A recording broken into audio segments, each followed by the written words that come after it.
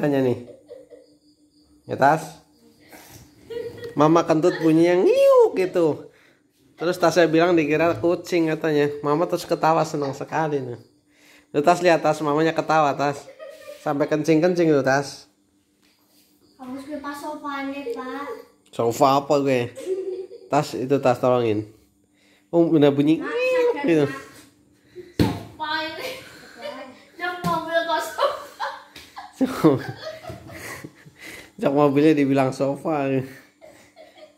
Lagian bunyinya persis kayak kucing kecempet ya tas. Saya juga sempat nggak.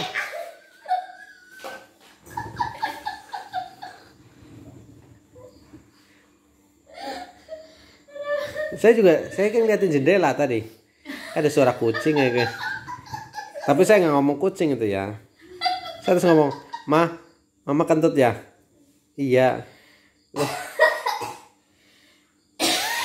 Suaranya kayak kucing kecempet ya. Tasnya juga ngomong. Suaranya kayak kucing gitu. Iuk gitu kan ya tas. Ini orang habis kentut kita bahagia ya tas. Nggak ngeledekin mama ya. Nah kita seneng. Tuh. Enggak. Kentut kalau misalnya lagi nggak bau begitu. Bunyinya ya memang sahdu gitu tas. Tapi kalau lagi bau tas, nggak ada bunyinya tiba-tiba mama kentut. Iya emang dari tadi kebelet banget boy. Oh, itu ngomongnya ya tas. Kayak waktu di kamar mau tidur tuh di Banjar. Malam-malam. Mama kentut ya? Iya emang. Mules dari tadi kebelet gitu. Itu tas. Masa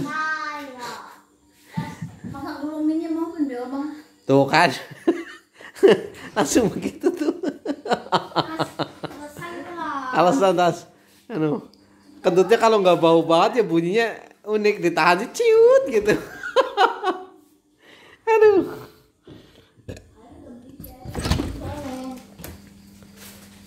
Bunyinya gini ciut gitu ya tas.